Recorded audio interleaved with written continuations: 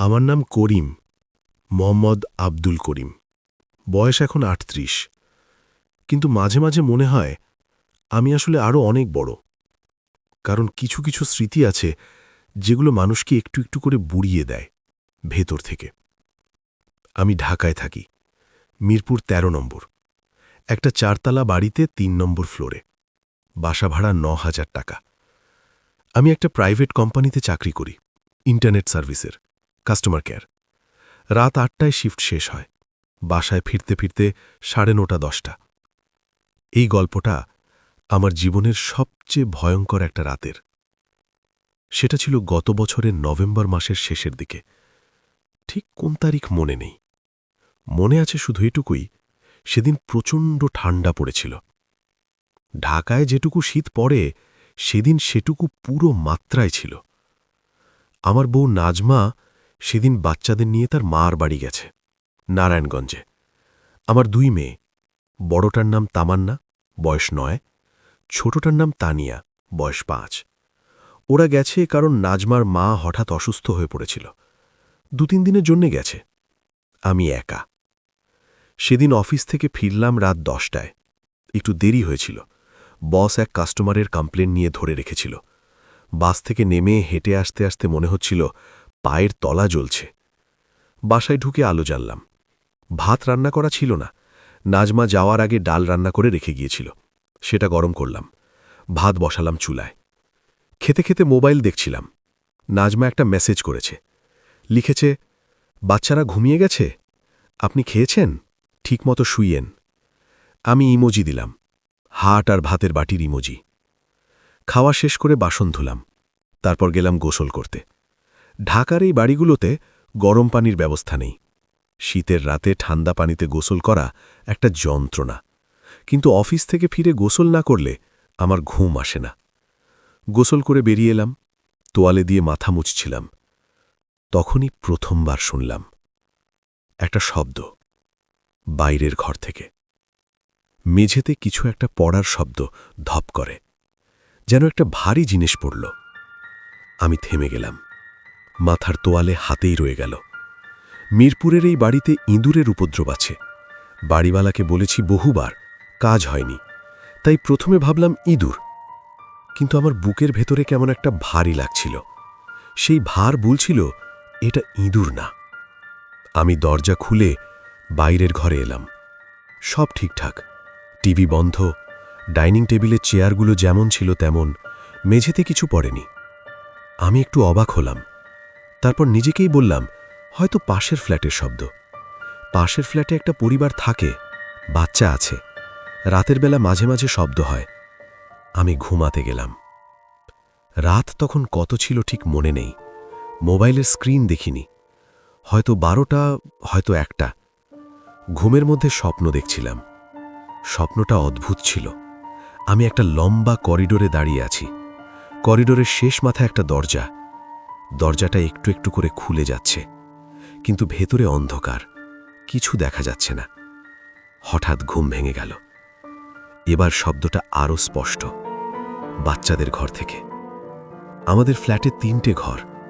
একটায় আমি আর নাজমা থাকি, একটায় বাচ্চারা, আর একটা ছোট ঘর, সেটায় বাড়তি মালপত্র রাখা। বাচ্চারা তো নেই, নাজমার সাথে নারায়ণগঞ্জে। তাহলে বাচ্চাদের ঘর থেকে শব্দ আসছে কেন?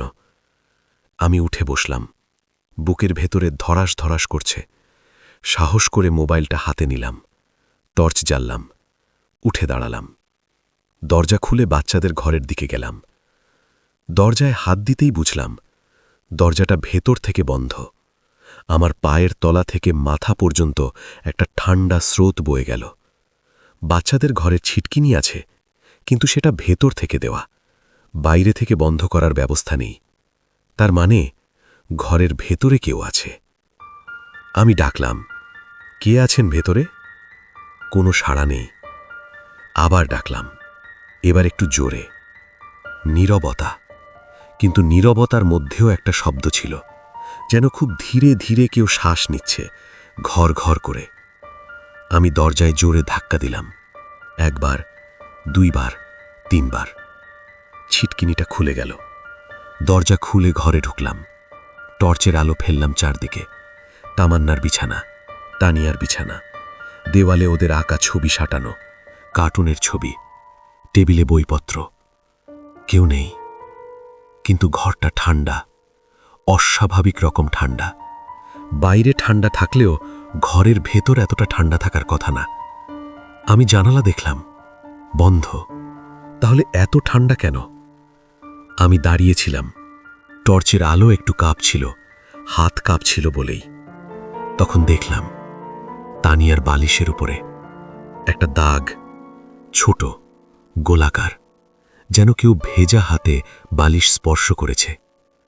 আমি এগিয়ে গেলাম, ঝুঁকে দেখলাম দাগটা সদ্য তৈরি, বালিশের কাপড় ভেজা।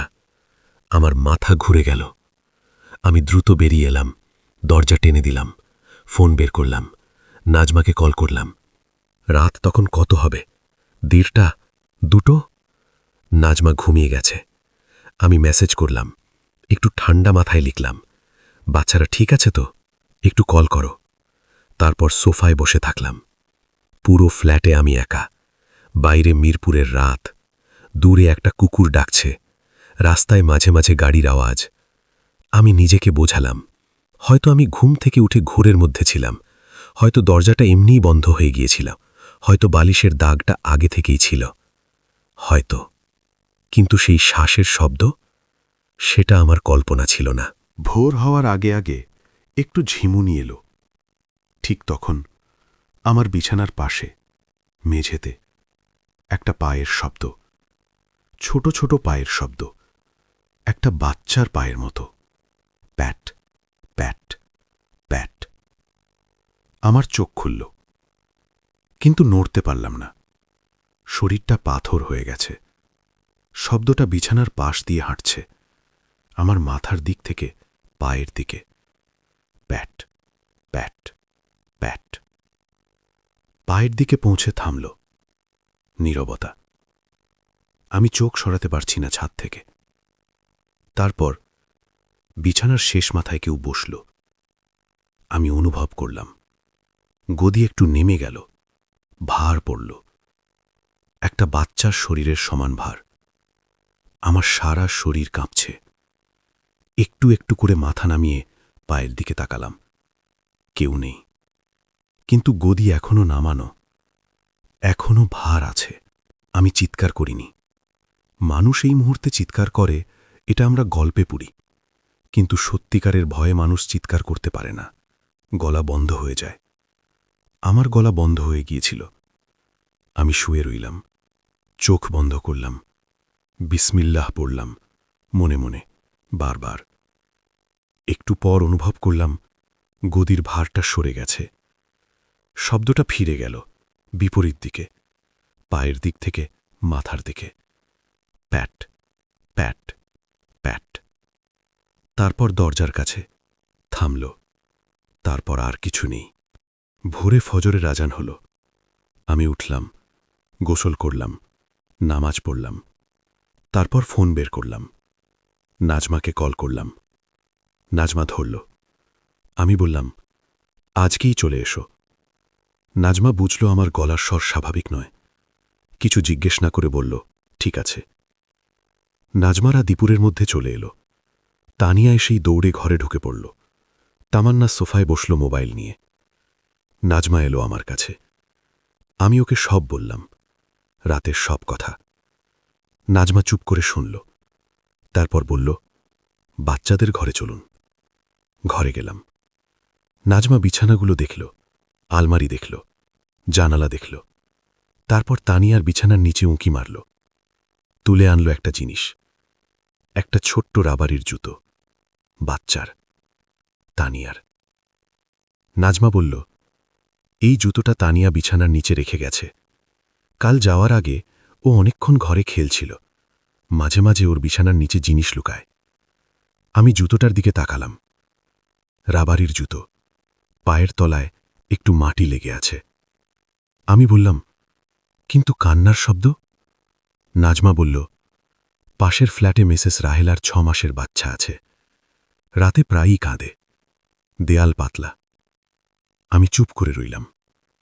নাজমা বলল, আর বিছানায় ভার, ওটা কি ছিল? আমি কিছু বললাম না। সেদিন রাতে নাজমা পাশে থাকায় ঘুমালাম। কোনো শব্দ হলো না, কান্না হলো না, সবকিছু ঠিকঠাক। কিন্তু ভোরবেলা তানিয়া ঘুম থেকে উঠে সোজা আমার কাছে এলো। বলল, বাবা, কাল রাতে কে আমার ঘরে এসেছিল? আমি হিম হয়ে গেলাম। বললাম, কে এসেছিল মা? তানিয়া বলল, একটা ছোট মেয়ে আমার পাশে শুয়েছিল। আমি ঘুমের মধ্যে দেখলাম মেয়েটা কাঁদছিল, বলছিল, এই বাড়িতে থাকতে ভালো লাগে না। আমার বুকের ভেতরে ভেঙে পড়ল কিছু। আমি তানিয়াকে কোলে নিলাম। বললাম, স্বপ্ন মা, স্বপ্ন ছিল। তানিয়া বলল, না বাবা, স্বপ্ন না। মেয়েটার হাত ঠান্ডা ছিল, আমি ধরেছিলাম। পরের দিন আমি বাড়িওয়ালার কাছে গেলাম। আমাদের বাড়িওয়ালা রহিম সাহেব, বয়স্ক মানুষ, নিচের ফ্লোরে থাকেন। আমি বললাম, রহিম ভাই, এই ফ্ল্যাটে আগে কে থাকত? রহিম সাহেব একটু চুপ করে রইলেন। বললেন, কেন? আমি বললাম, এমনি জানতে চাইছি। রহিম সাহেব বললেন, তোমার আগে একটা পরিবার ছিল, স্বামী, স্ত্রী, একটা মেয়ে। মেয়েটার বয়স ছিল 5 কি 6। আমার বুকে কিছু একটা চাপল। বললাম, ওরা কোথায় গেছে? রহিম সাহেব একটু থামলেন। তারপর বললেন, মেয়েটা মারা গেছে 2 বছর আগে, জ্বরে, খুব হঠাৎ। বাবা মা অন্য জায়গায় চলে গেছে। আমি চুপ করে রইলাম। রহিম সাহেব বললেন, কোনো সমস্যা হচ্ছে? আমি বললাম, না, এমনিই জানতে চাইছিলাম। সেদিন রাতে নাজমাকে সব বললাম। নাজমা একটু চুপ করে রইল। তারপর বলল, তানিয়ার স্বপ্নের কথা? আমি বললাম, হ্যাঁ। নাজমা বলল, মেয়েটা হয়তো এখনো বোঝে না ও আর এই বাড়িতে নেই। আমার চোখে পানি আসার মতো লাগল। নাজমা বলল, তানিয়ার কাছে গিয়ে বলতে পারি? আমি বললাম, কি বলবে? নাজমা বলল, মেয়েটাকে বলতে। সেই রাতে তানিয়া ঘুমোবার আগে নাজমা ওর পাশে বসে বলল, মা, তুমি যে মেয়েকে দেখেছিলে, যদি আবার দেখো, ওকে বলবে তোমার বাবা মা তোমাকে ভালোবাসে, তুমি চিন্তা করো না। তানিয়া জিজ্ঞেস করল, মেয়েটা কোথায় থাকে? নাজমা বলল, এখন অনেক ভালো জায়গায় থাকে। তানিয়া বলল, ও কি আবার আসবে? নাজমা বলল, হয়তো আসবে না, কারণ ও এখন জানে ওকে কেউ ভালোবাসে। তানিয়া কিছু বলল না, চোখ বন্ধ করল। এরপর থেকে আর কোনো শব্দ হয়নি। কোনো রাতে বাচ্চাদের ঘর স্বাভাবিক, বিছানায় কোনো ভার নেই। তানিয়া আর সেই মেয়ের কথা বলেনি। আমি জানি না সেই রাতগুলোতে আসলে কি হয়েছিল। হয়তো আমার মাথার সমস্যা ছিল, একা থাকার ভয়ে, ঘুম কম, মাথায় চাপ। হয়তো, কিন্তু বিছানায় সেই ভার, প্যাট প্যাট প্যাট সেই ছোট পায়ের শব্দ, তানিয়ার কথা, হাত ঠান্ডা ছিল। এই 3টে জিনিস আমি ব্যাখ্যা করতে পারি না, হয়তো কোনোদিন পারব না। শুধু জানি 5 বছরের একটা মেয়ে একদিন এই বাড়িতে থাকত, ওই বাচ্চাদের ঘরে ঘুমাত, খেলত, হয়তো সেই জানালা দিয়ে বৃষ্টি দেখত। তারপর একদিন চলে গেছে, কিন্তু হয়তো পুরোটা যেতে পারেনি। আর আমার তানিয়া, 5 বছরের আমার তানিয়া, একটা ঠান্ডা হাত ধরে রেখেছিল একটা রাতে। কারণ ওরা দুজনেই একই বয়সের। কারণ বাচ্চারা বড়দের চেয়ে অনেক বেশি বোঝে, অনেক বেশি। এই গল্পটা বলতে পেরেছি কারণ এটা শেষ হয়ে গেছে। কিন্তু মাঝে মাঝে রাতে যখন উঠি, তখন একবার বাচ্চাদের ঘরের দিকে কান পাতি। নীরব থাকে সব সময়, কিন্তু মাঝে মাঝে মনে হয়, যদি কোনোদিন আবার ছোট পায়ের শব্দ পাই, এবার আর ভয় পাব না। বলবো, তুমি ভালো থেকো মা, তুমি ভালো থেকো।